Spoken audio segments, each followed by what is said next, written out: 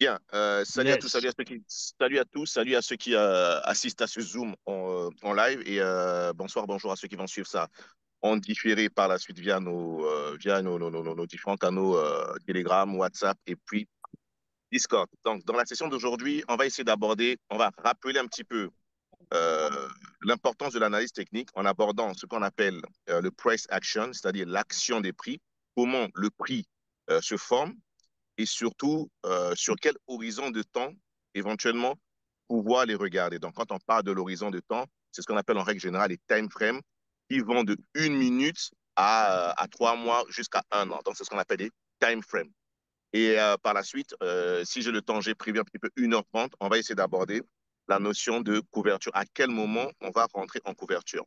Et pour schématiser tout cela, je vais utiliser uniquement trois de nos algos. Donc, je vais utiliser, en l'occurrence, le GMHP, d'accord, c'est-à-dire les harmonic patterns, les block order, d'accord, block order buy et block order achat, plus les GMQ, ce que vous voyez, les flèches vertes qui sont un peu plus haut. Donc, ce sont les trois algos sur les sept que nous allons utiliser pour pour la session d'aujourd'hui. Donc, ce que je vais faire pour ceux qui sont connectés là tout de suite, super. Donc, pour ceux qui sont connectés là tout de suite, j'espère que vous maîtrisez un petit peu. Je te mets dans les glaçons. J'espère que vous maîtrisez un petit peu la notion des time frames, d'accord? En l'occurrence, là, je voudrais vraiment que Davis essaie. Davis, avant de commencer, est-ce que tu peux participer, oui ou non? Parce que c'est vraiment toi le maillon un petit peu fort, vu que c'est toi qui es sur la partie automatisation. Est-ce que tu peux intervenir de temps en temps ou pas du tout, Davis?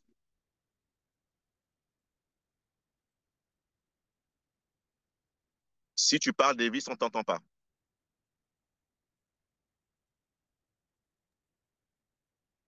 Manu communique par messagerie comme moi.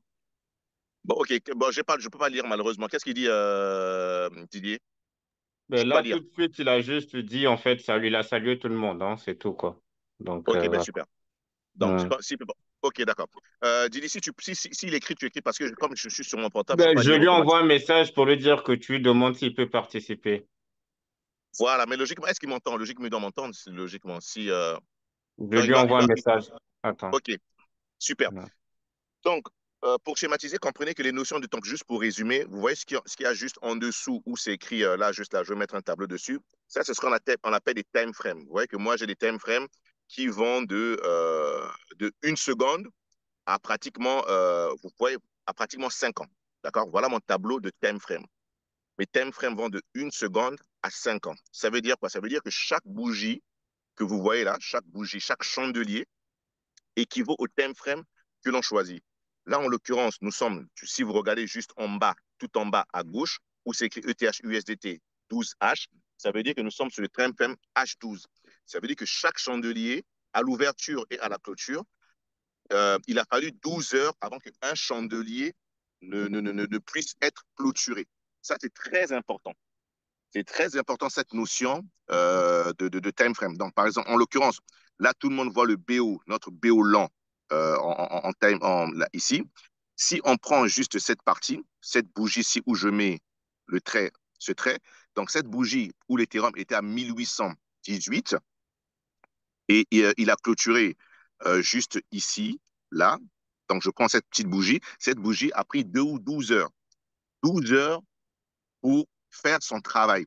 Mais sauf qu'à l'intérieur de cette bougie, vous pouvez la composer en 6 heures, vous pouvez la composer en 5 heures, vous pouvez la composer en 4 heures, en 3 heures, en 2 heures, en 1 seconde. Vous comprenez la logique. Donc, une bougie de 12 heures correspond, par exemple, à deux bougies de 6 heures. D'accord? Une bougie de 12 heures correspond, par exemple, à trois bougies de 4 heures. J'espère que vous comprenez un petit peu le concept. Et c'est très, très, très, très important cette notion. OK, c'est très, très important cette notion. En l'occurrence, pourquoi c'est très important cette notion? Ça va nous ramener sur la notion de ce qu'on appelle le price action, c'est-à-dire comment le prix évolue. D'accord? En règle générale, le prix, comme je cesse de le dire, le prix ne va jamais en tendance, ne va jamais en ligne droite. Donc, on peut avoir un prix qui va décoller de ce sens, qui part de là jusqu'à là. Donc, déjà, sur les grosses time frames, identifier la tendance de fond. Est-ce que la tendance de ce fond, elle est haussière ou baissière? Identifiez-la. Et pour identifier la tendance de fond, vous devez vous mettre dans des time frames plus élevés. Donc, en règle générale, allez au-delà de H6, H8, H12, daily, jusqu'à weekly. Ensuite, à l'intérieur de cette tendance, on peut avoir des petits mouvements de la sorte. D'accord? Mais ces mouvements-ci de la sorte, il va falloir que vous les identifiez dans des time frames inférieurs à la tendance haussière du time frame principal. J'espère que c'est un petit peu clair pour tout le monde. Davis, est-ce que c'est clair pour toi à ce niveau? Davis?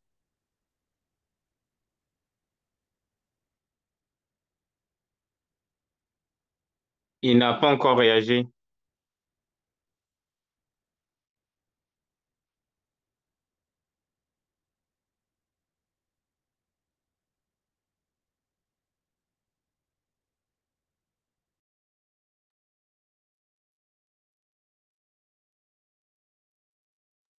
Bon, s'il ne répond pas, c'est dommage. Greg, est-ce que tu comprends cette notion en attendant, Greg?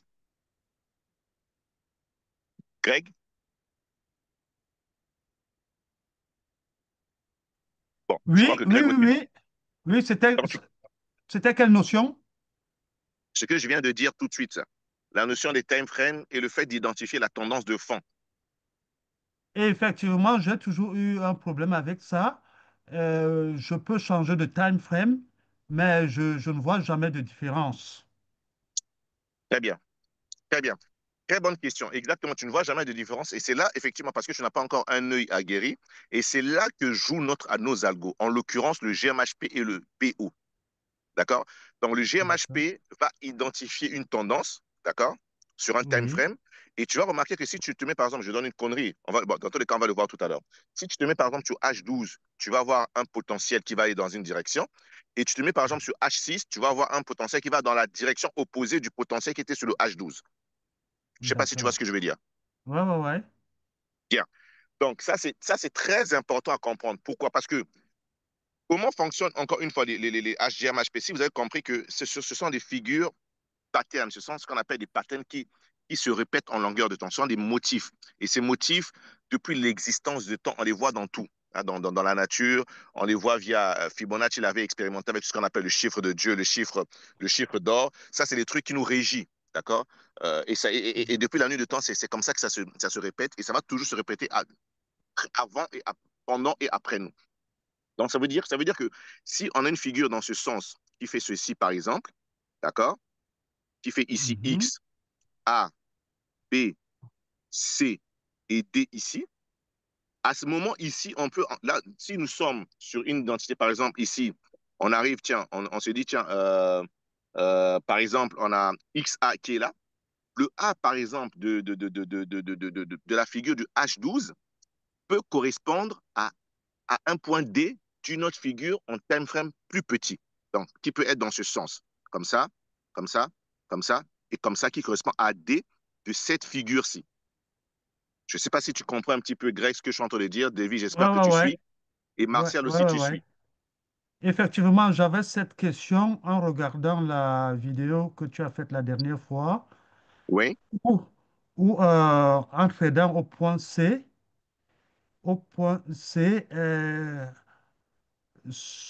notre objectif, une tendance baissière, notre objectif, le point D, au lieu d'arriver au point C, au lieu d'aller vers le point D, euh, ça descend, ça baisse un peu et puis ça remonte avant d'atteindre notre objectif, le point D. Je ne sais pas si tu te souviens, tu avais fait ce chemin la dernière oui, fois. oui, tout à fait. Tout à fait, Voilà. oui. À ce niveau-là, j'ai remarqué qu'on pouvait avoir deux trades. Je ne sais pas alors si c'est dans le fantasme ou bien c'est c'est vraiment réalisable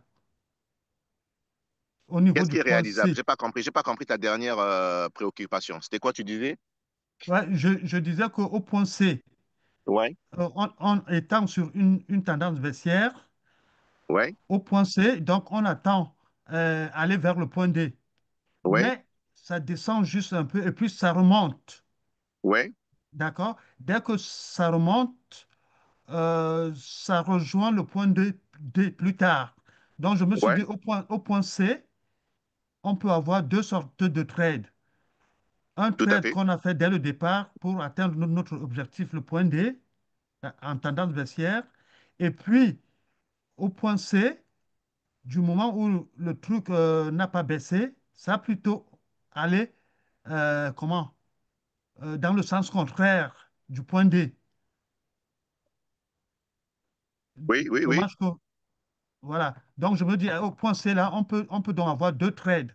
Notre premier trade qu'on a commencé, et puis un deuxième trade, puisque en C, ça ne va pas directement au point D, ça remonte. Mais effectivement, effectivement, en l'occurrence, par exemple, dans ce cas, effectivement, si on prend l'exemple dont tu parles, du point C à D, d'accord? Tu dit du tranchant C à D, on peut effectivement avoir un point aussi dans ce sens, comme ça, d'accord? Une autre figure qui Oui, fait X là, A là, B ici, C là, D ici, avant de repartir vers le bas. Effectivement. c'est ça, voilà. Mais il faut maintenant arriver à les identifier. C'est là le truc. C'est pour ça que je dis il faut déjà arriver à identifier le CD dont tu parles. Il est sur quel time frame? Sur quel time frame je l'identifie? Si je l'identifie, le CD, en l'occurrence, ce n'est pas toi qui l'identifie, c'est le bot, c'est l'algo qui nous dit tiens, on va potentiellement vers un point D. Si il est sur du H12, ça voudrait dire qu'il ne va pas aller en ligne droite tout de suite sur le point D. Donc, ça veut dire que sur H4, H5 ou voire même H3, il va revenir légèrement vers le point C et rechuter avant. Tout l'important, vous allez souvent vous rendre compte que vous avez identifié un point C sur le H12 qui est baissier. Vous vendez, le prix va bien dans votre sens. Si vous ne sécurisez pas, si vous ne sécurisez pas les gains, à un moment donné, le prix repart vers votre point d'entrée. Donc, soit Mhm. il y aurait deux possibilités. Soit il repart vers le point d'entrée, il ne touche pas votre stop loss et il repart maintenant votre objectif final. Soit il repart vers le point d'entrée, il touche votre stop loss et il vous fait sortir et vous n'êtes pas sécurisé lorsque vous étiez en gain. Ça arrive en général, en l'occurrence, tout le temps. D'accord. Martial, tu vois ce que je suis en train de dire, Lina Martial? Ah, effectivement, oui. Enfin, on a vécu ces mouvements-là. Ouais. Donc, voilà.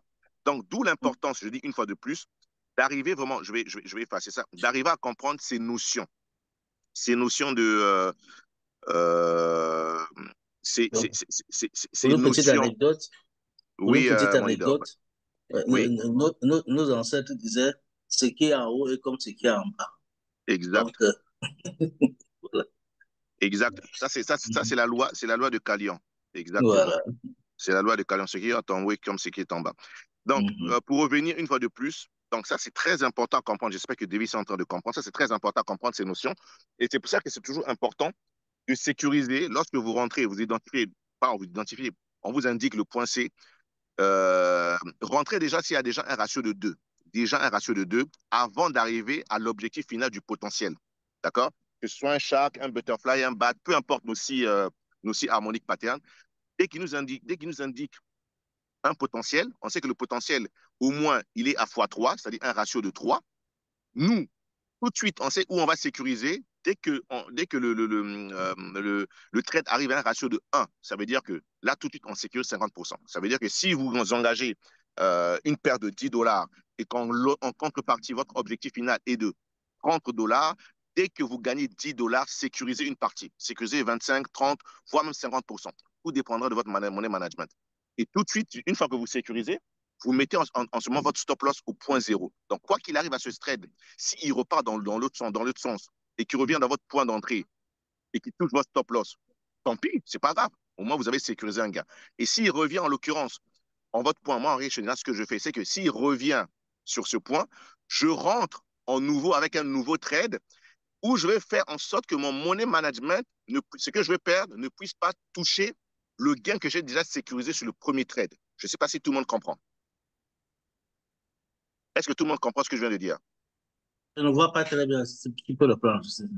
Tiens, je donne un exemple. On a identifié notre potentiel C. D'accord? Mhm, mhm. On rentre sur notre potentiel C. OK? Notre Yeah. potentiel C nous donne un objectif à un ratio de 3. D'accord? Mhm, Mhm. mhm, Je rentre avec une marge de $10. Donc, mhm, que je veux perdre tout de suite. Stop loss, que je mhm, perds $10. En l'occurrence, je gagne $30. OK? mhm, mhm, Mhm. Donc, nous sommes sur cette figure-ci. Ah, regarde, attends, je vais faire comme ça pour que tu comprennes. Nous sommes sur une figure dans ce sens. X, A, voilà. Et là, c'est le point C, D ici. Donc, moi, je rentre Mhm. là, stop loss là. OK? Mhm. Je Mhm. suis sur du H4. Sur du H4. Mais maintenant, si je vais sur des unités de temps inférieures, donc le trade, lui, il arrive jusqu'ici, à la moitié du potentiel. Vous allez remarquer que 90% des trades arrivent à la moitié du potentiel. On est Ouais. d'accord? Bien.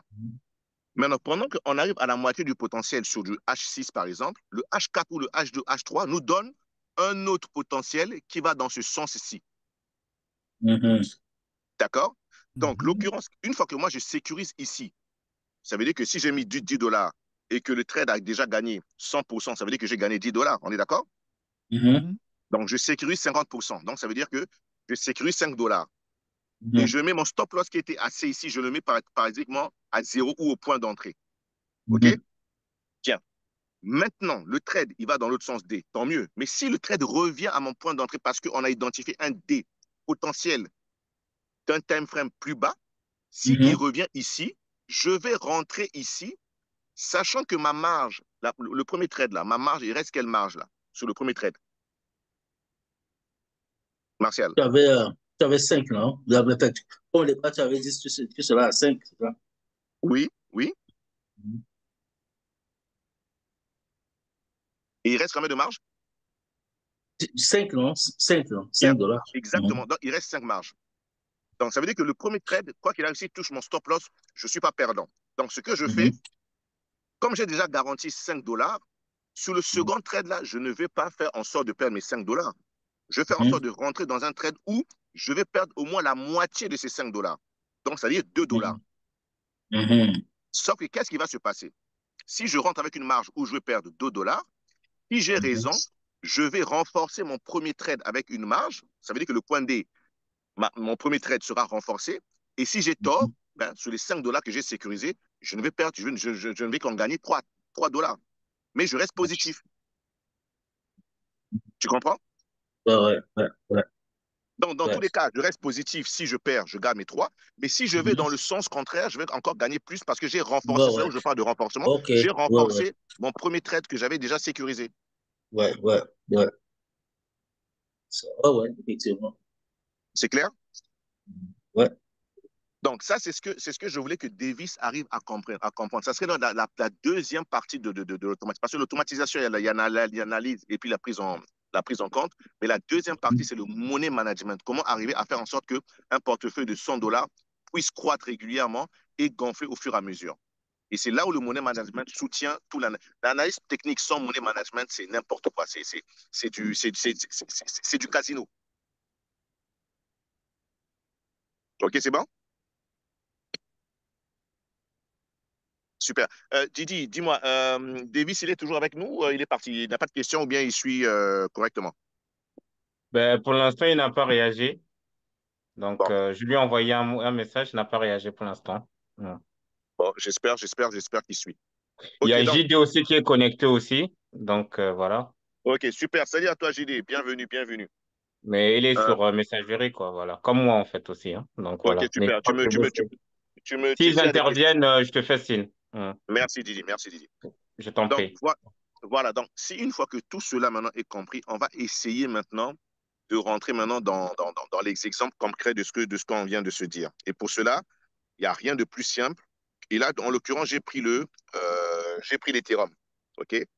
J'ai pris l'Ethereum parce que là, je suis en train, en l'occurrence, de stocker de l'Ethereum et du Solana. Donc, ça, c'est quelque chose que vous pouvez faire personnellement chez vous en essayant de capter des mouvements sur le spot, hein, en spot, hein, soit le Solana ou l'Ethereum.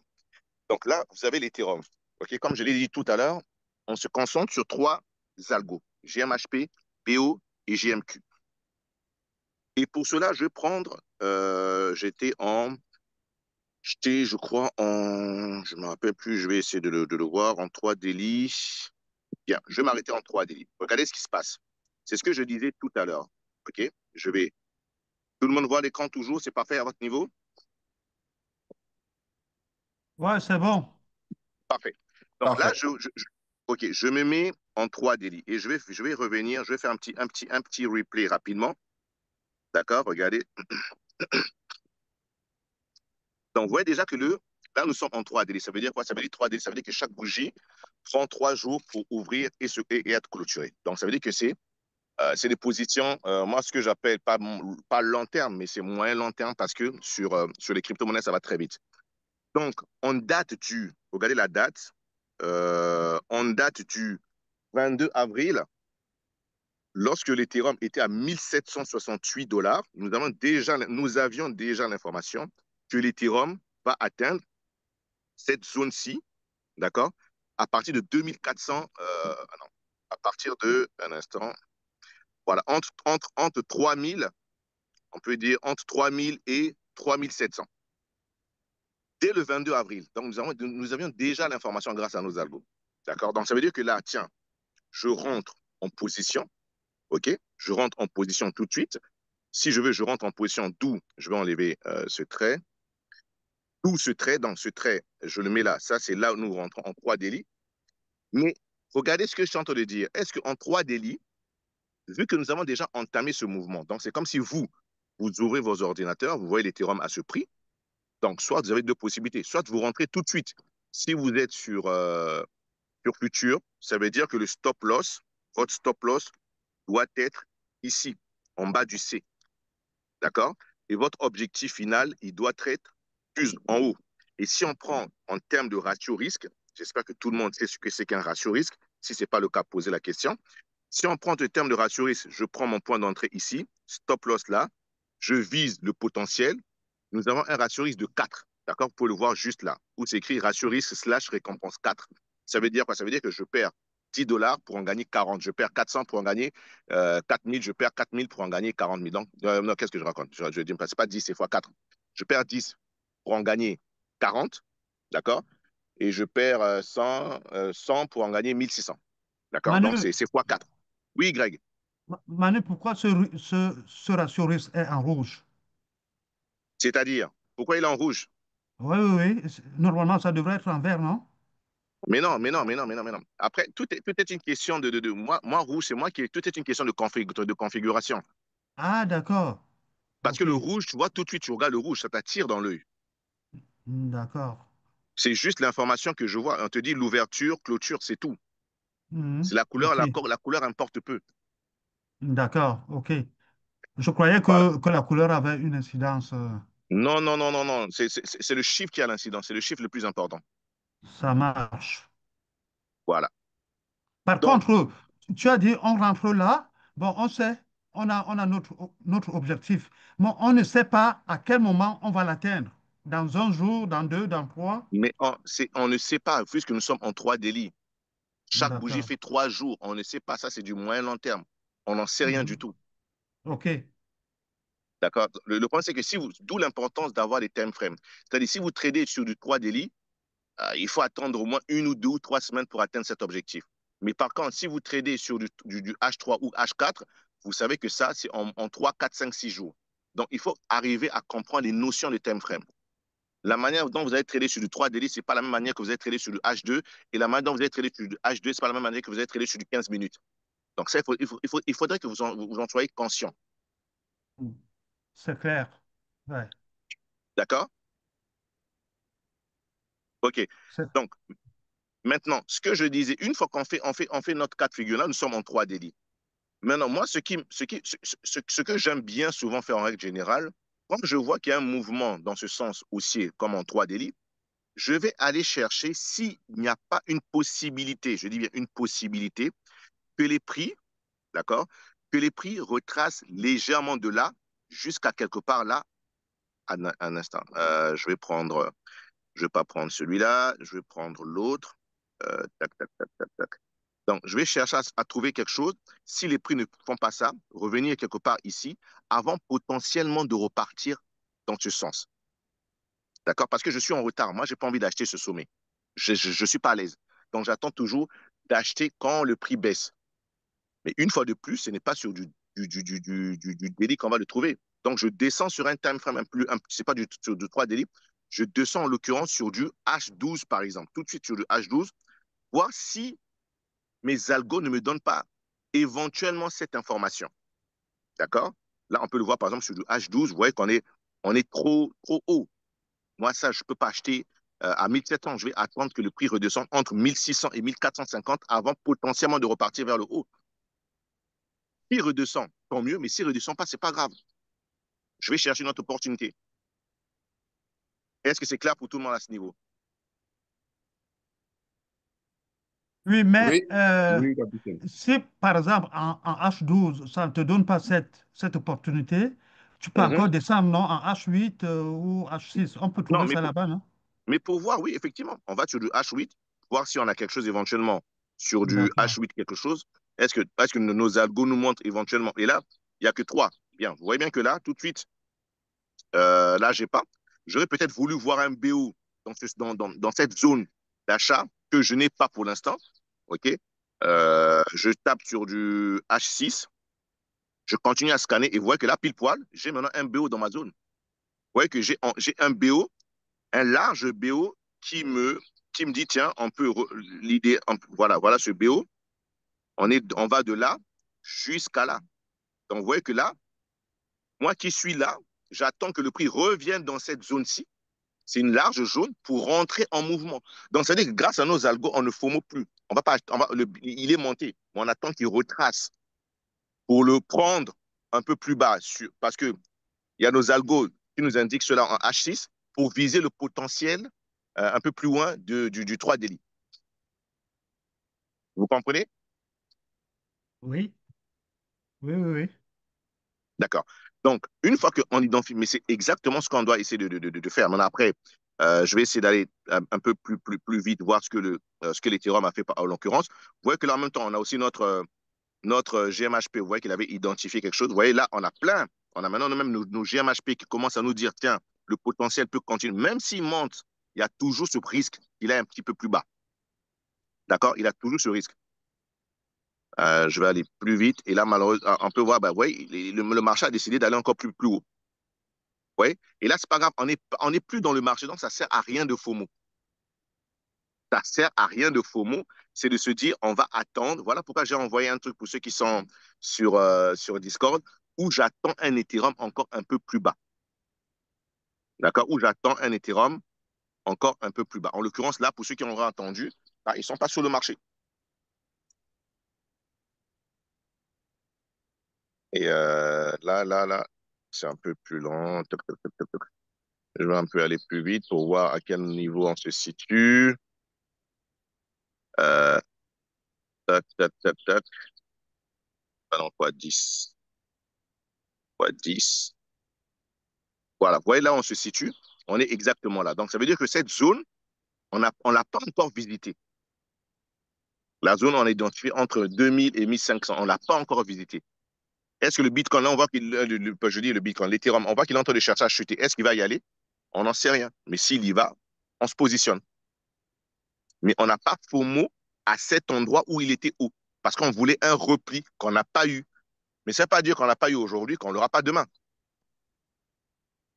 Vous comprenez ce que je veux dire? Maintenant, pour ceux qui voulaient vendre, mais en l'occurrence, maintenant, c'est de se dire, si je veux vendre sur repli, à quel moment j'aurais choisi de vendre? Vous voyez, tout ça, c'est des questions, il va falloir vous positionner, vous poser comme question. Mais vous n'allez pas vendre si vous n'êtes pas rentré en position longue, excusez-moi.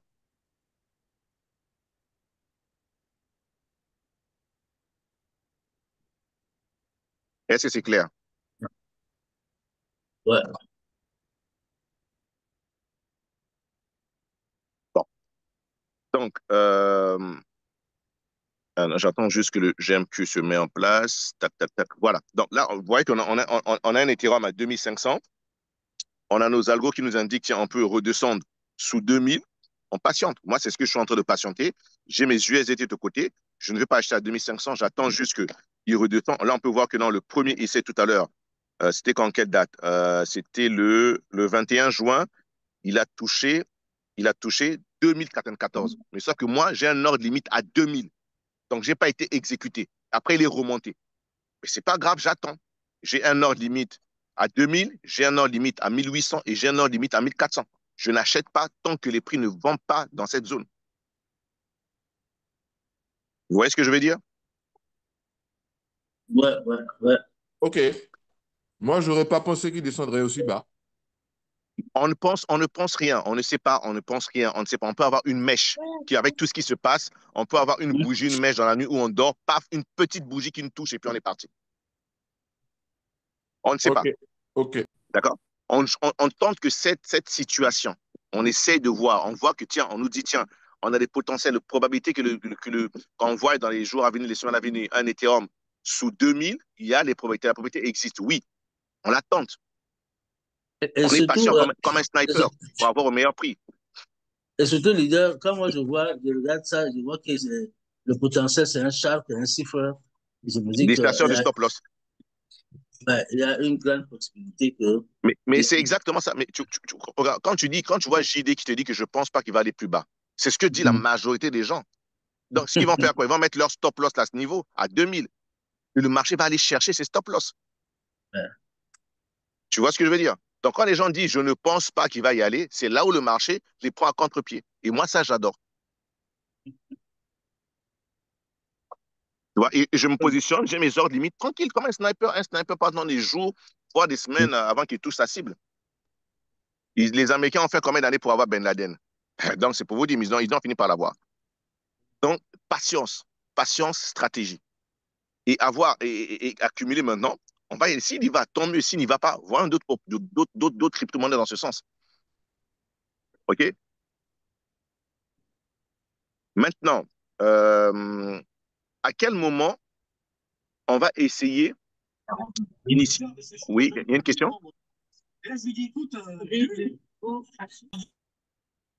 Allô? OK, il n'y a pas de question. Donc, maintenant, à quel moment? Et là, pour l'occurrence, je crois que je l'avais fait en H3, si je ne me trompe pas. Regardez, c'est ce que je vais vous montrer sur le H3. Regardez, c'était sur ça. Je vais revenir toujours sur l'Ethereum. Et là, nous sommes sur un time frame plus petit. Donc, ça veut dire que ça va plus vite que le 3 daily. Un instant. Tac, tac, tac.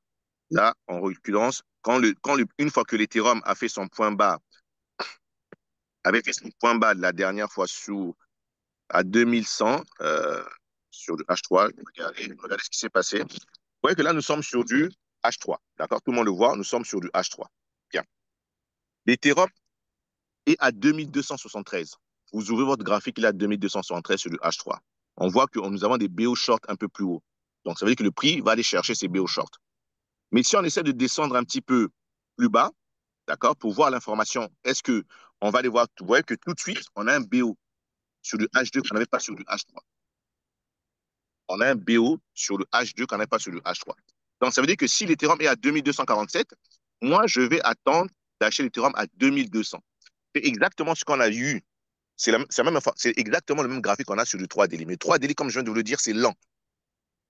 Et là, c'est ce qu'on appelle oh là là, comment ça s'appelle le terme, les mots qui ont tendance à se répéter, ou bien les graphiques qui ont tendance ou bien les schémas qui ont tendance à se répéter.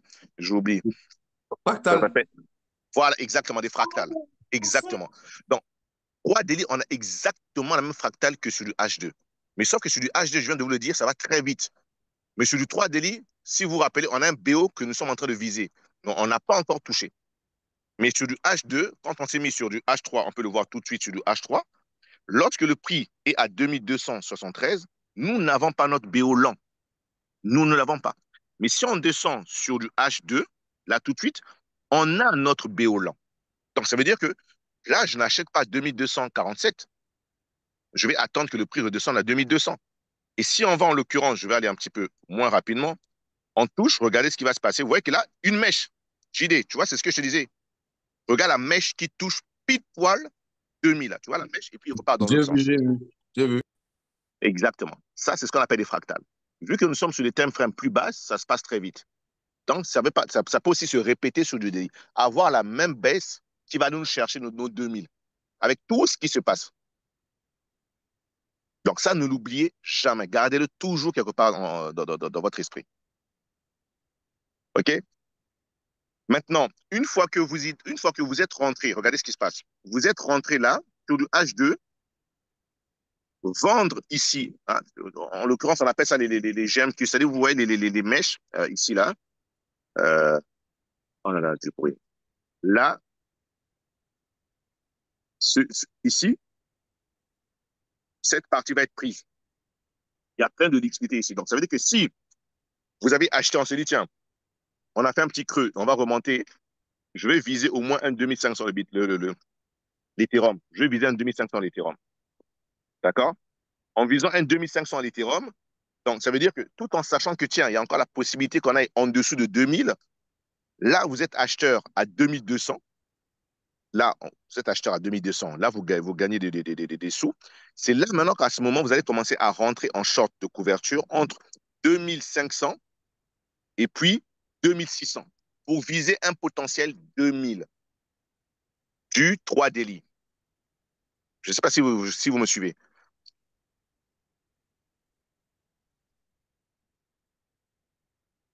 Vous me suivez ou pas? Oui, on te suit, Manu, on te Ouais, suit. ouais, on suit. Voilà, donc c'est exactement ce que vous devez faire. Et ce que je vous montre, vous pouvez l'appliquer sur n'importe quelle échelle de temps. Sauf que comprenez que si vous êtes sur les time frames basses, ça va très vite. Vous êtes sur les time frames hautes, ça va moins vite. Et c'est logique. Mais le process est identique. Vraiment, vraiment identique. Moi, il y a une petite question sur le money management, comme tu dis souvent, hein. Oui, Marcel, oui. Est-ce que tu utiliserais les mêmes marges, par exemple en daily, en, quand je dis 30 minutes? Est-ce que c'est la même marge que tu mettrais si jamais. Sachant que, je veux dire, le daily, par exemple, c'est quand même, la plupart du temps, le potentiel est un peu plus grand. C'est-à-dire que, Mhm. ouais. Et alors, quand tu viens, par exemple, dans les 5 minutes, je veux dire 30, 45 minutes, euh, le potentiel est moins grand. Est-ce que tu pourrais jouer, c'est une question qui me vient comme ça à l'esprit, hein. Est-ce que tu pourrais jouer avec les marges, mettre une plus grosse marge en Bon, daily? Tu vois un peu ce que je veux dire? je comprends très bien ce que tu veux dire. Maintenant, pour répondre à ta question, je vais maintenant essayer de titiller parce que je vois ce que je veux dire et je suis sûr que tu as ça dit ton subconscient a la réponse. Non, ton subconscient, et tu verras que tu vas, toi-même, tu verras, tu vas te dire, sauf que tu essaies de te reconforter. Bien, maintenant, Mhm, je te repose juste la question. En faisant cela, à ton mhm, avis, tu as une unité de temps supérieure où on sait que les prix ne vont très rarement dans nos objectifs. Et mhm, tu as une unité de temps inférieure où tu sais que les prix, c'est un salon. C'est-à-dire c'est une porte de salon où ça va dans tous les sens. mhm. Où tu vas utiliser plus de grosses marges. Bon, là où je vois un peu plus de certitude. Mhm. Mais Ouais. c'est où? Sur quel time frame? Normalement, c'est les plus grands. Exactement. Il n'y a même pas de débat. Bon, en fait, c'est que Exactement. je me disais que est-ce que ça vaut la peine, quoi? Tu vois, un peu, je sais que c'est comme ça. Est-ce que ça vaut la peine de le faire? Bon, c'est. Mais c'est comme ça, c'est comme ça que tous ces grands-là font. euh, C'est comme ça que tous ces grands font. Sauf que eux, ils utilisent pas le futur, ils utilisent spot, mais avec des marges énormes. mhm, Ils savent qu'ils sont tranquilles. Ils savent qu'ils sont tranquilles et ils peuvent racheter. Et puis à un moment donné, ils vont aller plus bas. Ils vont pas, tu vas pas aller rentrer avec des grosses, quand tu es dans des grandes positions, par exemple, avec 10 dollars. Non. Mais sauf que nous, comme on utilise futur, c'est différent parce que nous, on a ce qu'on appelle l'effet de levier. C'est ça qui nous perturbe. ouais, Mais bon, en réalité, si tu es sur spot, si tu es sur de grosses marges, des grosses time frames, tu dois utiliser des grosses marges. ouais, Ça va de soi. Donc, ça veut dire que, par exemple, on a l'Ethereum, je sais pas, tu as 5 000, 6 000 ou 7 000 euros. Tu me ouais. suis, Martial? Mais oui, je te suis, hein, je te suis. OK. Donc, tu as un portefeuille de 5 000, attends, tu as un portefeuille de 5 000 euros. OK? Tu Mhm, veux acheter de l'Ethereum à 2500. Bon, tu ne vas pas tout mettre tes 5 000 à 2500. Tu vois ce que je veux dire? Donc, ce que tu vas faire, tu vas prendre 1000, tu achètes à 2500 ou tu prends 1500, tu achètes à 2500. Ça, c'est une grosse marge hein, quand même, 1500 ton portefeuille. Tu achètes à ouais. 2500 et après, tu mets encore un bas vers 2000. Tu mets encore un petit 1000. Ça fait déjà la moitié de ta marge. Si l'Ethereum descend à 1800, tu as encore 1500. Tu rentres en grosse position. Tu vois? Ouais. Et, en forme, solo. Et une fois que le prix explose, et tu sais que quand le prix va exploser, il va te faire 9, 10, 15%. Et là, tu gagnes de l'argent. C'est exactement la même logique. Si on est sur des time frames élevés, vaut mieux prendre des grosses marges de position. Tout en Ouais. sachant que si vous utilisez futur, mettez des stop loss en termes, c'est-à-dire vous n'utilisez plus des stop loss si vous êtes sur daily, vous jouez sur la liquidation. Ouais. Moi, quand je suis sur futur, sur des time frames élevés du site 2 daily, 3 daily ou même weekly, je n'ai plus de stop loss. Je Ouais. joue Ouais. sur la liquidation.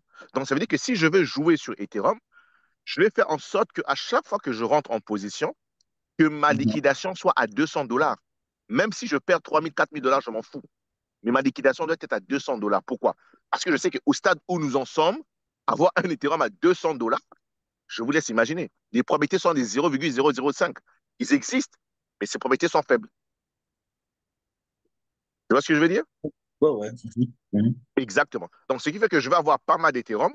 Et une fois que l'Ethereum revient à son ATH, où on sait tous qu'il est à 4000, bah, vous voyez que là, je vais prendre avec une grosse à 4000, j'ai un beau petit portefeuille. Et là, on ne parle plus de stop loss, mais on parle de liquidation. Voilà pourquoi j'avais dit là, j'avais parlé de maîtrise de la notion de liquidation. À quel moment cette notion de liquidation joue en jeu? Et, et pour le faire, il faut aller sur les grands time frames pour prendre en considération cette notion de liquidation. On n'est plus sur du stop loss. Excuse-moi, Manu. Oui. Bonsoir, c'est Clarisse. Salut, c'est Clarisse? Oui, c'est Clarisse. Ouais, salut Bonsoir. Clarisse. Oui, voilà. Alors, quand tu dis que quand tu te places sur les gros time frames là, enfin, tu imagines ta liquidation à 200. Oui. Ça, je ne comprends pas bien. C'est-à-dire que tu fais comment pour avoir la liquidation à 200 là? C'est parce que tu mets C'est- c'est- des gros montants? Non, c'est automatique, c'est automatique. C'est-à-dire, tu es sur quelle plateforme, Clarisse? BitGet, Binance ou Baby? Tu es sur quelle plateforme? MEX. Bon, ok, MEX. tu es sur Mex. À Oui, chaque fois que tu vas rentrer en position sur une crypto-monnaie, il te donne le prix de liquidation probable. oui, Tu l'as oui, toujours, que ce soit à oui. l'achat ou à la vente. C'est-à-dire, quand tu Mhm. rentres ta quantité, je ne sais pas, si tu rentres, si tu vas acheter pour 200 dollars et que tu as par exemple 500 dollars sur ton portefeuille MEX, avant de cliquer sur achat ou short, il va te dire à quel prix de liquidation tu vas perdre tous tes 500 dollars.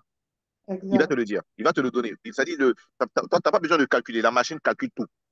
Mhm. Mhm. Et pour cela, donc, il faut que tu te mettes en mode croisé. Il te calcule tout. En mode croisé. Ou isolé. Disons, mettons en mode isolé. Ouais, ouais, Oui, oui, isolé. ça met toujours, c'est vrai, ça met toujours. Voilà. Donc, ça te met à ce moment.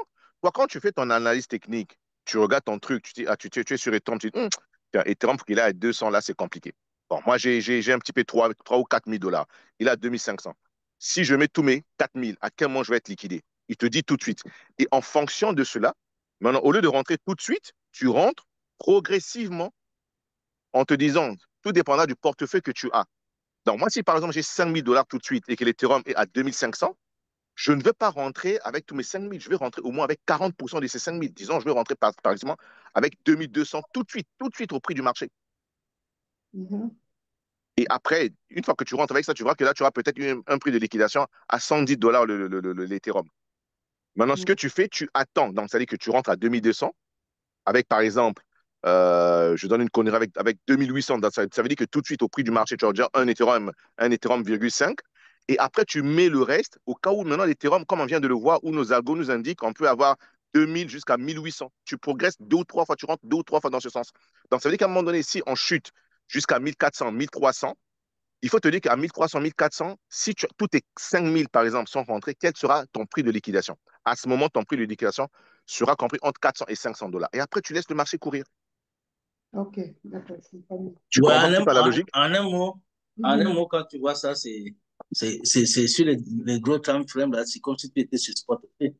Et que c'est la même politique, un peu comme si tu faisais du TCA, tu attends qu'il baisse, tu augmentes ta quantité, tant qu'il baisse. Ouais, mais moi, par exemple, c'est ce que je suis en train de faire sur Layer. Mhm. Sur Layer, j'ai une Mhm. grosse position où je suis pratiquement, mon prix de liquidation sur le Layer, on va revenir dessus comme ça, je vais vous le montrer. Vous allez mieux comprendre. Le Layer, il est où mon Layer? Il est là. Le Layer, il est là. On se rappelle tous que le layer, il y a quelques temps, il a fleuré les 3 dollars. D'accord, on peut le voir. Il a fleuré les 3 dollars. Il a flirté avec les 3 dollars il y a quelques temps. Regardez. Il a flirté avec les 3 dollars exactement en date du le 1er mai de cette année. Fondamentalement, le layer, c'est un très, très bon projet. Après, là, il a chuté. Donc, mon prix de liquidation de ces layers, il est pratiquement à 10 centimes. Et 10 centimes, ça veut dire que s'il touche 10 centimes, je perds pratiquement 4500 dollars. Je suis prêt à le faire. Il va toucher, d'ici, touche en dessous dans 0,09, je perds tous mes 4500 dollars. Mais par contre, s'il revient uniquement à 1 point, c'est-à-dire dans cette zone FVG, 1,30, 1,60, je gagne 2500 dollars en risquant que 1000 dollars. Vous voyez ce que je veux dire, le paradoxe? Donc, ça veut dire que je suis prêt à engager un portefeuille où je perds 4000, ou rien que s'il atteint uniquement là, je gagne déjà 50% de mon portefeuille. Et s'il revient sur son ATH, je double ou je le triple. Mais sauf que j'ai des ordres en dessous jusqu'à 0,5 et mon prix de liquidation à 0,09 centimes. C'est le seul trade que j'ai actuellement ouvert, mais en lent. Vous voyez ce que je veux dire? Le layer là. Ouais. Comment? Sur le layer là. Ouais, sur le layer, ouais, c'est le seul trade que j'ai actuellement. C'est le seul. Donc déjà, si on va atteindre, là nous sommes à 62 centimes. Si on atteint déjà 1,30, je gagne déjà 3000 dollars. Donc ça veut dire qu'à 3000 dollars, je pourrais déjà sécuriser au moins 1500 dollars. Et après, je sais qu'il va rabaisser, il va rebaisser. Et je le prends parce que le layer, c'est un bon truc. Je vais essayer au moins de reviser l'ATH parce qu'il allait très vite. C'est un très bon projet je sais même plus c'était sur quoi, j'ai oublié. Mais il peut aller très vite retrouver ses 2 ou 3 ou voire même 4 C'est dollars. sur Solana, non? C'est sur Solana, je C'est pense. sur Solana, exactement. C'est sur Solana. Ouais. Et là, on peut voir que là, il commence maintenant, je dis bien, il commence maintenant uniquement à se stabiliser. Donc, ça veut dire que là, vous voyez que là, il commence à se stabiliser maintenant. On peut voir qu'il a pris le bas.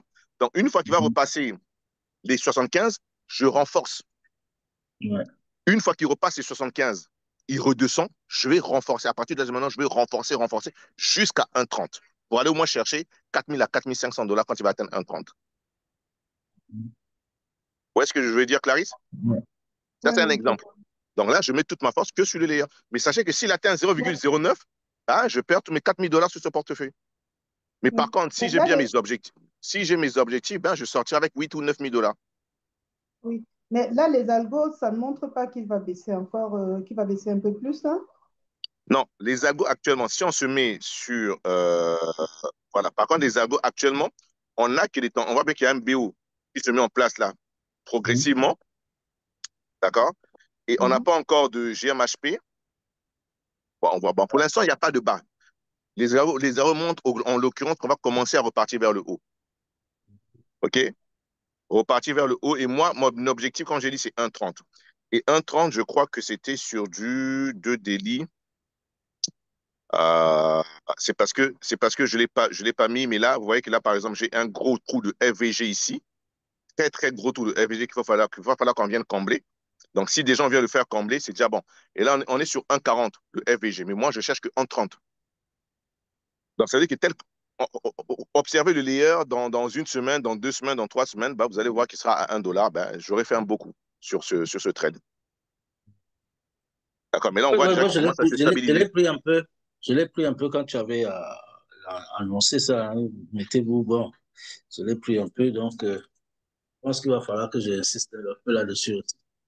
Oui, Voilà. regarde, je vais montrer un truc, regarde. Quand on se met sur du 3 daily, vous voyez qu'on avait déjà un BO ici, regardez, en mai. En mai, on avait déjà un BO. Mais sauf que nous, c'est vrai que quand je l'ai balancé, on était rentré un peu plus haut. Mais moi, j'avais déjà l'information qu'en mai, on pouvait aller sous ce BO. Nos algos nous donnent éventuellement des possibilités de se dire, attention, il y a des possibilités parce que sachez que sous les BO, il y a de la liquidité. Ne l'oubliez jamais. Un BO, s'il n'a jamais été travaillé, il peut aller travailler parce que les gens auront tendance à mettre des stop-loss sous les BO. Donc, moi, déjà, ayant eu cette information, je me suis dit, avec quel portefeuille qui peut faire en sorte que j'accompagne mon prix jusqu'ici, à tel point que j'ai commencé à acheter le layer quand il valait encore 1,5 dollars. Et aujourd'hui, grâce au DCA, j'ai un prix de revient à 0,81 dollars. Donc, ça veut dire 81 centimes. Nous sommes à 62. Donc, ça veut dire que si on revient à 81 centimes, je peux sortir, récupérer. Mais ce n'est pas ça mon objectif. Au contraire, si on touche 81 et que on revient sur mon truc et qu'on rebaisse, c'est là que moi, je veux renforcer parce que c'est là qu'on commence à créer un mouvement pour repartir vers le haut. Par contre, ce qui aurait dû être plutôt intéressant à faire, ça aurait été, à votre avis, de commencer à acheter le layer à partir de 75 $, c'est-à-dire sur ce BO. On avait l'information, Exactement. mais comme il y a toujours cet esprit d'ego, de FOMO, on veut toujours rentrer, on oublie. Mais le BO nous disait déjà, attendez le BO. Nous, on a préféré acheter en haut du BO. C'est pas la faute des algos, c'est notre faute. C'est là maintenant qu'il faut continuer toujours à travailler sur soi, comme un sniper. Donc, c'est pour dire, même moi, je fais des erreurs, mais bon, je me suis dit, c'est pas grave, je Bon, tente. comment dire, en fait, le marché, c'est aussi le résultat de comment on appelle, nos humeurs et puis, nos- et ça peut justement arriver, je veux dire que l'entrée de tout le monde est naturelle, quoi. Ce n'est pas un truc, ce n'est pas, moi je dis, c'est pas une erreur, c'est, une réaction, voilà, ce que je voulais dire, c'est une réaction humaine. Tu vois, tout le monde dit, ah non, je préfère entrer maintenant parce que tu sais jamais ça peut repartir vers le haut, sans aller toucher le bas, puis voilà. Mais exactement, mais sauf que c'est l'erreur qu'on ne doit plus commettre, malheureusement. Parce que c'est de se dire quoi? Vaut mieux manquer, vaut mieux manquer et être moins exposé au marché que être tout le temps exposé au marché et risquer de perdre son portefeuille. Ça, quand ce conseil-là, quand je donne, je dois aussi l'appliquer. Mais sauf que c'est souvent difficile à l'appliquer. Ça, Marcel, oui. Donc, même moi-même, je continue. Je suis le premier. Je continue. Souvent, il y a des moments que j'applique. Il y a des moments où je suis tenté. Mais sauf que Exactement. dans ma tentation, je me dis, il y a la possibilité que ça aille le bas. Donc, je règle mon money management. Mais sauf que c'est dommage. Parce que si Mhm. j'avais attendu, j'avais respecté mes règles, mais aujourd'hui, j'étais même quasiment au BE. Mhm. Pourtant, je l'avais. Donc, ça veut dire qu'il faut que je continue, moi aussi, à me perfectionner, à me dire, non, il vaut mieux avoir 2 trades où tu as raison et que tu gagnes tranquillement, que 10 trades où tu prends 30% de risque de tout perdre. Tu vois ce que je veux dire? Ouais, Ce, c'est ça là. ce C'est, conseil, c'est... Vas-y. c'est exactement pour moi. Ça vaut aussi pour moi. Mhm. Donc, les gars, c'est vraiment important. Vous voyez que là, nous sommes sur les time frames, nous sommes sur les 3 délits. Donc, là, l'avantage, par exemple, sur le layer, on sait que c'est une crypto-monnaie très volatile. Vous voyez qu'il a Mhm. explosé et il est reparti à son point de départ. Chose qui ne peut pas, par exemple, arriver sur Bitcoin et Ethereum parce que ce sont encore des crypto-monnaies qui sont très, très, très fortes. Donc, Mhm. tout ça, il faut prendre ça en compte. Une crypto-monnaie qui est très volatile, il peut s'envoler tout de suite, mais sachez aussi qu'il peut repartir et repartir à son point de départ très rapidement. Très, très rapidement. Donc, ça, c'est des éléments qu'il va falloir prendre en compte si vous tradez des crypto-monnaies hors Bitcoin, Ethereum, Solana, disons les 10 tops. Eux qui sont maintenant très, très, très lourds et qui sont très difficiles à faire bouger contrairement aux autres. C'est bon? Ouais. Maintenant, pour terminer sur la notion de couverture, lorsque vous achetez une crypto-monnaie, rentrez toujours en stop loss. D'accord? Que vous achetez ou que vous vendez, peu importe. Rentrez toujours en Mhm. stop loss. Une fois que vous sécurisez et que vous avez identifié potentiellement, prenons l'exemple où vous achetez. Vous achetez une crypto-monnaie, vous mettez votre stop loss, le prix augmente, vous sécurisez ce gain, vous mettez votre stop loss à zéro, vous identifiez à ce moment un point de short. Mais lorsque vous allez shorter, ne rentrez jamais, je dis bien, ne rentrez jamais avec la même taille, d'accord? C'est-à-dire avec la taille égale ou la taille supérieure à la taille de position de l'achat en l'occurrence. Je ne sais pas si vous comprenez ce que je veux dire. Non, non, Moi, vas-y, je n'ai pas explique compris, hein. encore. Bien, je répète. On prend l'exemple où vous achetez, où vous avez identifié un potentiel et puis vous êtes au point C, vous achetez, vous voulez acheter. Tiens, vous rentrez avec une marge, disons, de 10 $ que vous voulez perdre. Donc, ça veut dire que vous êtes prêt à perdre 10 $ et votre marge est de 10 $. D'accord? Le prix augmente, comme je viens de le dire au préalable, votre objectif est de 3, mais le prix augmente déjà à 1. Ça veut dire que vous gagnez déjà 10 $. Vous sécurisez, prenons un exemple, la moitié de ces 10 $, en l'occurrence 5 $. Ça veut dire qu'automatiquement, votre marge passe de 10 $ à 5 $, puisque votre stop loss est à zéro. Donc, quoi qu'il arrive, si le prix va vers le bas, vous gagnez que 5 $. Mais par contre, vous identifiez maintenant une zone où le prix peut baisser potentiellement avant d'atteindre votre objectif final. À ce moment, vous ne devez pas rentrer en short avec une taille de position supérieure ou égale à 5 dollars. Elle doit être toujours inférieure, du style Ok. 2, 3 ou 4 dollars. Ok. D'accord? Ce qui aura pour deux effets. Manu, tu peux prendre un exemple concret en disant, voilà, si on a, je ne sais pas, 100 dollars, on met comme ceci, parce que là, moi, je ne comprends pas. Mais c'est ce que je viens de dire tout de suite, en prenant l'exemple de 10 dollars, Clarisse. Alors là, je n'ai toujours pas compris. Tu n'as pas compris? Non. Marcia, tu as compris? Ouais, si. Bon, tu peux essayer de l'expliquer avec tes mots plus simples, s'il te plaît, à notre Clarisse internationale. Hmm. Vas-y, essaye. Bon, Vas-y, Martial, je t'écoute. je vais essayer. Ok. Supposons, comme il le dit, tu as une ambition d'acheter une crypto, voilà. Donc tu as une somme que tu te dis, bon, je vais accepter de perdre cette somme. Comme il a dit, on prend 10 dollars. Je vais accepter de perdre cette somme. Donc, tu rentres sur le marché avec cette somme de 10 dollars. Bon, maintenant, il se trouve que euh, ton prix d'entrée, là, n'est-ce pas, au prix auquel tu es entré, a baissé après, n'est-ce pas? N'est-ce pas? Le prix Mhm, a baissé après. Mais au départ, mhm, tu avais dépensé 10 dollars, n'est-ce pas? Mais si le prix a baissé, tu ne dois plus dépenser 10 dollars encore pour rentrer. mhm. Ça augmente tes chances tes chances d'être sorti du De, marché vi- parce que ta de taille de vider position ton portefeuille. OK. Oui. ouais, ta taille de position va grossir. Tu vois un peu. Moi, ça m'est arrivé plusieurs fois. C'est pour ça que je comprends ça rapidement là maintenant. Tu vois un peu. Donc, ce que tu fais, au lieu que tu rentres avec 10 dollars, tu vas peut-être rentrer avec 5 dollars maintenant. Tu vois. Parce qu'à la Oui, fin, c'est après avoir mis les 10 premiers dollars pour oui, renforcer ta position, tu renforces avec 5, c'est ça? voilà, c'est ça. Parce que tout ça va faire une certaine comptabilité qui va, à la fin, ta taille de position, bien, comment, ouais, ta marge là, va grossir. Chaque fois que Mhm, tu rentres, ça grossit, n'est-ce pas? Ça mhm, augmente aussi tes chances d'être sorti du marché. Mais euh, le prix continue plus bas. Voilà. Donc, c'est pour ça qu'il faut rentrer avec une somme de 5 dollars, par exemple, ou peut-être un peu moins, quoi. Tu vois? mhm. Je crois que Manu, c'est ça que tu expliques, c'est ça, non? Non, mais c'est exactement cela. OK. Ouais, c'est ça. Parce que la première position, ça veut dire qu'il y aurait pour effet de quoi? C'est-à-dire, dès que notre première position, qui est sécurisée, qui est avec une marge de 5 dollars, et que Mhm. l'autre en ouvre avec une marge de 3 dollars, donc Mhm. si, si on chute et que notre stop loss est touché, le stop loss, là je parle du stop loss Mhm. de l'achat, là tout Mhm. de suite on ne perd rien parce qu'on a que les 5 dollars.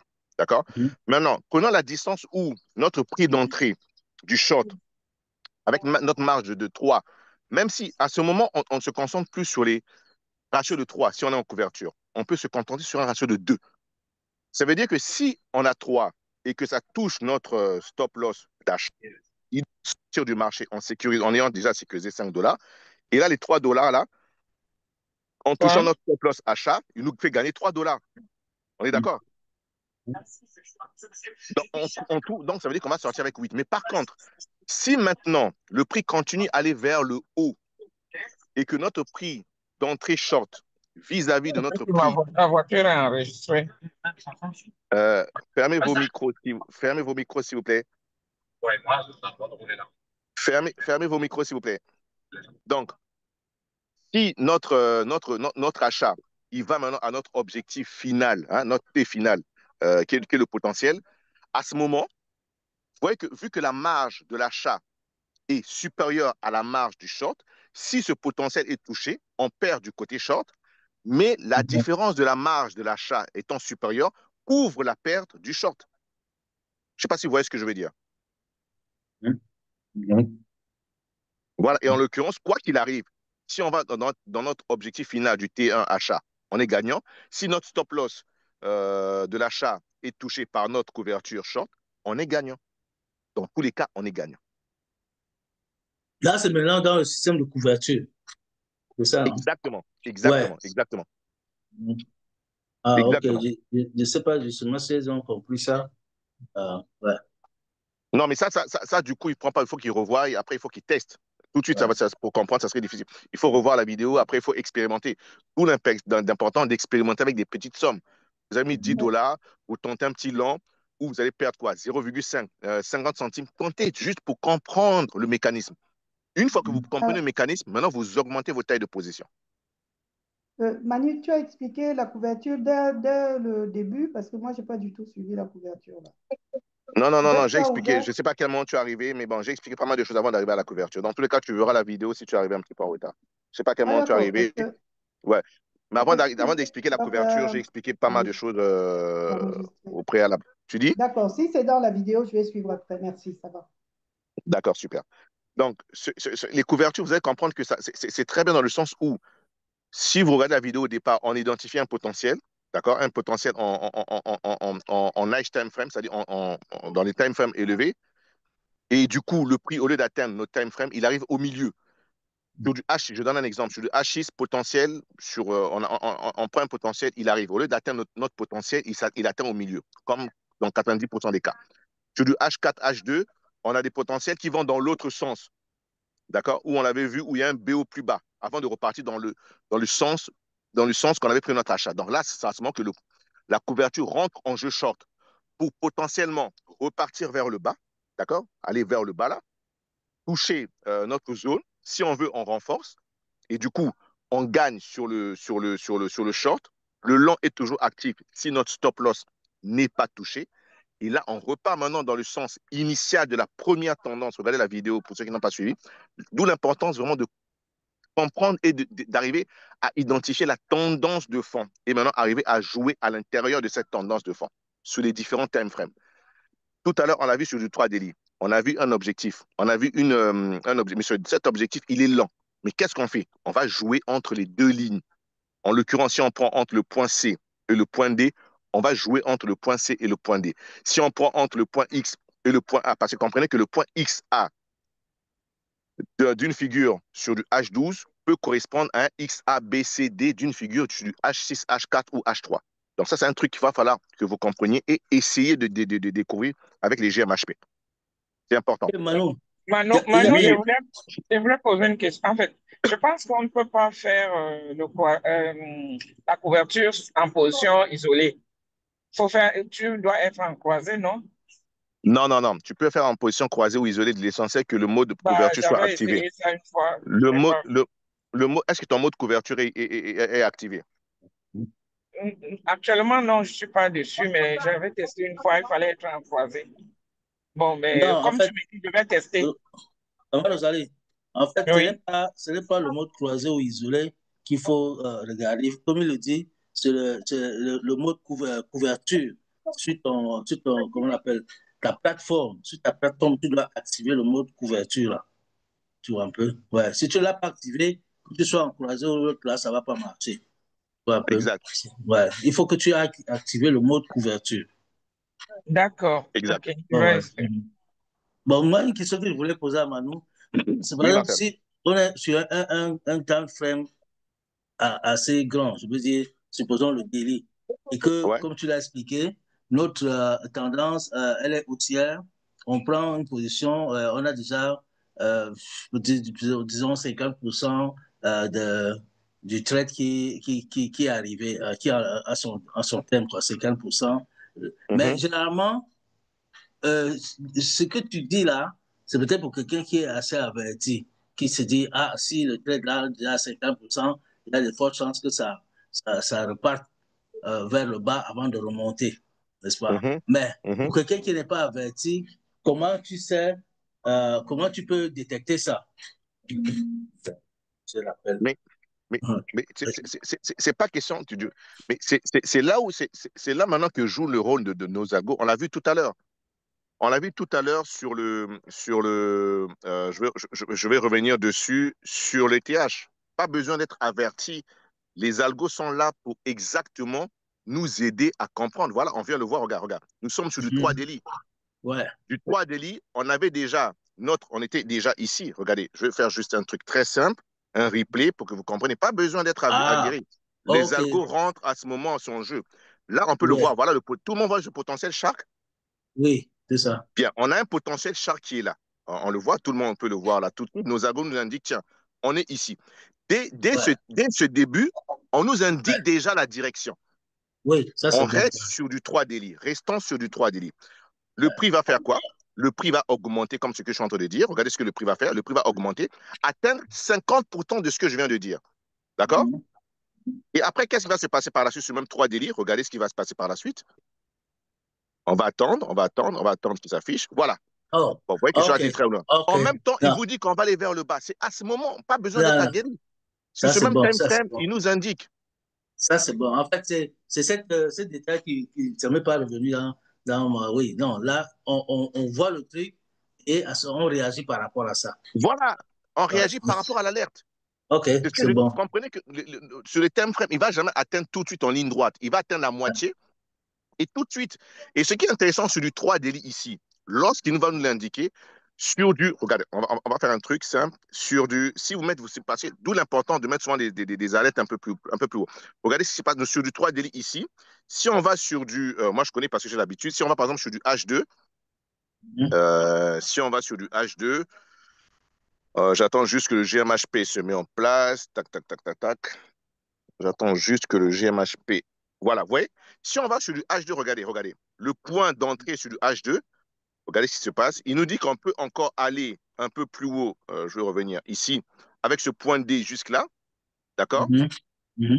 Ce point D avant potentiellement de partir. Donc, ça veut dire que avant même que le 3 délit nous annonce une baisse, on peut s'attendre Mhm. à ce que la baisse ait lieu à partir de 2800 grâce au H2. Euh, Donc, D'où les l'importance de informations. feuilleter, de Comment? scanner le marché. Je dis d'où l'importance de scanner le marché. Non, d'où Après, l'importance de mettre des alertes. Pas ouais. besoin de scanner. Vous mettez des alertes, par exemple, sur du H2, H3, H4. Là, on sait que tiens, on a un D potentiel là-bas. Sur du H2, une fois que le D va toucher, si vous avez mis votre alerte sur du 3 délit, dès que le point, dès qu'il y a le potentiel, il vous indique tout de suite. Et vous allez remarquer que le potentiel va correspondre à ce point D de ce 2 délit. On va attendre que le prix va exploser plus haut. Et on a toutes ces informations. Maintenant, c'est à nous de savoir manager ces informations. Oui, c'est maintenant à nous de savoir comment manager ces informations. D'accord? Mais on a Tout à toutes fait. les informations avant potentiellement. Vous voyez que là, on a touché. On est revenu sur cette zone avant potentiellement de repartir vers le bas. Mais on avait déjà l'information que cette zone qu'on a enroulée est potentiellement la dernière zone qui va nous permettre d'avoir un XABCT de ce cipher Shark avant de repartir vers le bas pour aller chercher maintenant les potentiels 3 délits. C'est à ce moment qu'on va maintenant avoir les potentiels 3 délits qui vont commencer maintenant à se mettre, ouais, même là en 3 délits, le potentiel n'est même pas encore mis en place. Mhm. Ouais. En 3 délits, le potentiel ne s'est même pas mis en place. Mais nous, déjà, en 2 délits, on était déjà rentré en mouvement parce qu'on avait identifié Mhm. le point D d'un potentiel chaque ou cipher. Je sais que c'est un petit peu compliqué. Voilà pourquoi je voulais que Davis comprenne cela. Une fois qu'on va schématiser tout cela, les gars, avec l'automatisation, ça, c'est encore 1000 fois mieux. Mais manuellement, vous comprenez le processus. Je veux dire que vous comprenez le processus manuellement. Bon. C'est bon? Ouais, c'est bon. Ok, super. Je ne vais pas vous inonder d'informations. On va s'arrêter là et je vais préparer la vidéo comme ça, vous allez la voir demain. On va essayer d'attendre 2 ou 3 semaines, revenir dessus. Je vais recontacter Davis pour voir où il en est et voir s'il assimile bien. Le plus important, c'est que lui, il assimile pour nous préparer un outil d'automatisation de malade. Donc, vous comprenez que l'outil qu'on veut faire, c'est pas seulement l'automatisation stupide, mais c'est vraiment une intelligence artificielle qu'on veut créer qui doit comprendre tout ce que je suis en train de faire. Voilà pourquoi je voulais que Davis nous accompagne, vu qu'il est aussi adepte de l'intelligence artificielle. Aujourd'hui, avec l'intelligence artificielle, c'est plus comme il y a 5, 10 ans, ça se démocratise comme pas possible. Et avec les capitaux, une fois que lui comprend, on peut mettre des choses en place, même s'il n'arrive pas à développer la partie intelligence artificielle. Mais si on fait déjà le premier pas, on peut déjà aller voir d'autres experts, mais je sais que lui, il peut arriver à concevoir quelque chose d'intéressant à ce moment. Ce n'est pas vraiment un bot Mhm. d'automatisation bête, mais c'est vraiment une intelligence artificielle qu'on doit essayer de mettre en place comme font les grandes sociétés, les BlackRock et tout le reste. On est capable de le faire. Mais on va essayer de le faire petit à petit à notre échelle. OK?